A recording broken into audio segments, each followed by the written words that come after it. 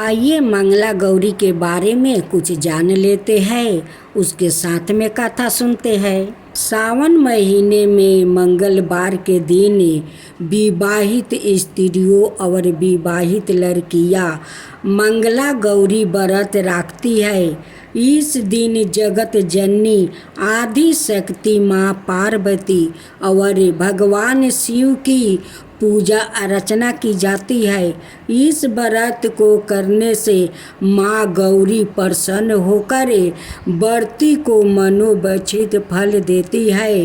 मंगला गौरी व्रत करने से विवाहित स्त्रियों को सुख और सौभाग्य की प्राप्ति होती है, साथ ही पति की आयु लंबी होती है।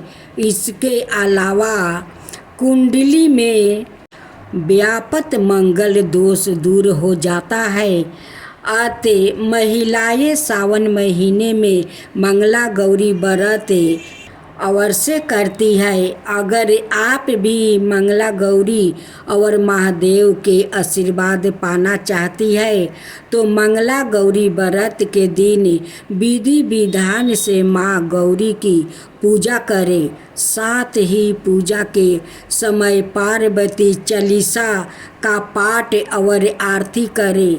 आइए पार्वती चालीसा का पाठ और आरती करें। जय मंगला गौरी माता, जय मंगला गौरी माता, बड़ी संतान देवी शुभ फल का दाता, जय मंगला गौरी माता। आरि कुल पद्म विनाशिनी, जय सेवक ताराता, जग जीवन जगदम्बा, हरि हरि गुण गाता, जय मंगला माता, जय मंगला गौरी माता। सिंह को वाहन साजे, कुंडल है साथा, देव बधु जहाँ गावत नृत्य कराता, जय मंगला गौरी माता, जय मंगला गौरी माता। सतयुग सिल सुंदरी, नाम सटी कहलाता, हे बांचल घर जन्मी, सखियन रंग राता, जय मंगला गौरी माता, जय मंगला गौरी माता। शुभ निशुभ बिंदारे हिमांचल सायाता, साहस भुज तानु धारिक चक्रोलियो हरता, जय मंगला गौरी माता, जय मंगला गौरी माता। सृष्टि रूप तू नहीं जननी, शिव संग रंग राता, नंदी बिरगु बिन लाही, सारा मद माता, जय मंगला गौरी माता, जय मंगला गौरी माता। देव नरज करत हमें चित को लाता, गावत दे दे ताली, मन में रंग राता, जय मंगला गौरी माता, जय मंगला गौरी माता। मंगला गौरी माता की आरती जो कोई नर गाता, सादा सुख संपत्ति पाता, जय मंगला गौरी माता, जय मंगला गौरी माता। आज आप सुने मंगला गौरी की व्रत कथा। एक गांव में एक बुढ़िया माई रहती थी।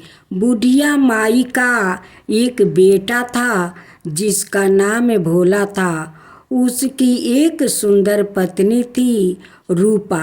भोला अपनी माँ का बहुत ख्याल रखता है। बहू भी बहुत सीधी थी, लेकिन बुढ़िया माई दिन रात बहू से झगड़ा करती रहती है। एक दिन बुढ़िया माई ने घर आकर बताया, बहू सुनो, मैं शिव जी के मंदिर से आ रही हूँ। वहाँ सब बातें कर रहे थे कि यदि सावन के सोमवार का व्रत करे, अगले दिन मंगलवार को मंगला गौरी व्रत किया जाए तो भोले बाबा और माँ पार्वती की कृपा से तुझे बेटा हो सकता है। तब रूपा ने कहा, लेकिन माँ जी, मैं तो केवल सोमवार का व्रत करती हूँ। ठीक है, अब आप कह रही है तो इस बार मैं दोनों व्रत करूँगी। बुढ़िया माई केवल उसे परेशान और भूखे रखने के लिए यह सब कह रही थी। उसने आगे कहा, अरे ऐसा व्रत नहीं करना है। दोनों दिन कुएं से 7 घड़े पानी शिवलिंग पर चढ़ाना है। रूपा यह बात सुनकर परेशान हो गई। उसने कहा, माँ जी, मैं तो यह सब करते किसी को नहीं देखा। यह सुनकर बुढ़िया माई को क्रोध आ गया। उसने कहा, मैं क्या झूठ बोल रही हूँ? यह केवल संतान प्राप्ति का उपाय है जो तुम्हें करना ही पड़ेगा। यह सुनकर रूपा चुप हो जाती है। कुछ दिन बाद सावन शुरू हो जाता है। रूपा ने पहले सोमवार को सुबह पूजा पाठ कर व्रत शुरू किया और 7 घड़े पानी कुएं से भर कर शिव जी पर चढ़ा दिया। कुआं मंदिर से काफ़ी दूर था, इसलिए उसे काफ़ी समय लग गया। यह सब करने में शाम को जब रूपा वापसी आई तो देखा भोला बहुत गुस्से में घर के बाहर बैठा है। रूपा के पूछने पर उसने गुस्से में कहा, कहाँ चली गई थी? इतनी देर लगती है जल चढ़ाने में। घर में मेरी माँ भूखी बैठी है और तू घूम घूम कर पूरा गांव देख रही है। यह कहकर भोला ने उसे मारा। रूपा मार खाकर बिना कुछ खाए सो गई। अगले दिन उसकी सामने से कहा, बहू, आज फिर से तुझे जल चढ़ाना है। यह सुनकर रूपा ने कहा, माँ जी, कल से मैंने कुछ खाया नहीं है और इनकी मार से मेरा पूरा शरीर दुख रहा है। आज मैं कलश कैसे उठा पाऊंगी? यह सुनकर बुढ़िया ने कहा, कुछ भी कर, लेकिन यह तो तुझे करना ही पड़ेगी। रूपा पूजा करने चल दिया। मंदिर में पूजा करने के बाद वो कुएं पर आई। बड़ी मुश्किल से उसने पहला कलश भरा और चल दी, लेकिन कुछ दूर चलने पर वो गिर पड़ी और उसका मटका भी टूट गया। रूपा एक पेड़ के नीचे बैठकर रोने लगी। तभी वहाँ एक साध्वी आई। उसने कहा, बेटी, क्यों रो रही है? रूपा ने रोते हुए सारी बात बता दी।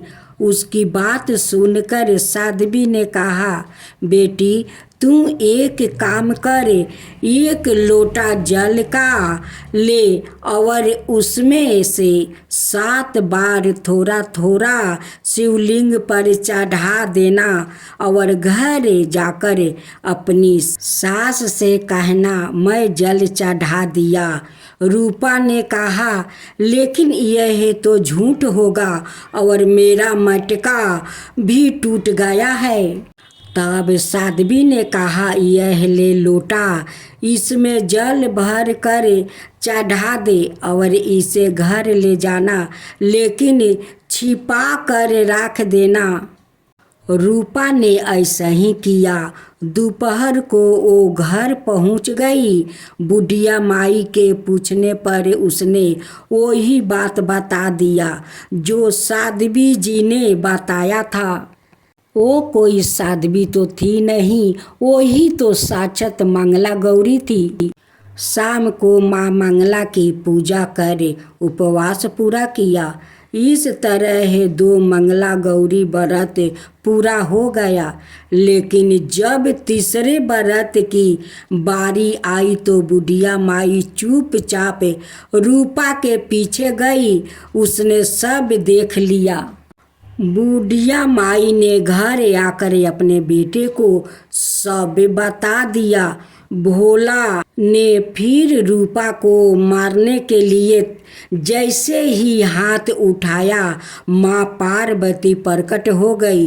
उन्होंने कहा, रुक जाओ भोला। यह सुनकर भोला रुक गया। बुढ़िया माई माँ पार्वती के पैर में गिर गई। भोला भी माफ़ी मांगने लगा। माँ पार्वती ने कहा, माफ़ी मांगनी है तो इसे मांग जो तू और तेरी माँ के जुल्म सह कर भी पत्नी धर्म निभा रही है। भोला ने रूपा से माफ़ी मांगा। बुढ़िया माई ने कहा, बेटी मुझे माफ़ कर दे। तुझे परेशान करने के चक्कर में मैंने यह सब कहा था। रूपा ने कहा, माँ इस संसार से मेरा मन भर गया है। आप मुझे अपने साथ ले चलिए। पार्वती जी ने कहा, ठीक है बेटी, आज से तू मेरी कृपा से जंगल में एक आश्रम बनाकर भक्ति करेगी, लेकिन इन दोनों को सजा मिलेगी। रूपा ने कहा, माँ इन्हें माफ़ कर दीजिए। यह सुनकर माँ पार्वती ने कहा, आज तुम्हारी बहू के कारण तुम्हें जीवन दान मिला है। जाओ इस लोटे को रख लो। तुम्हारे परिवार में कभी अन्न धन की कमी नहीं होगी। लेकिन मैं अपनी बेटी को साथ ले जा रही हूँ।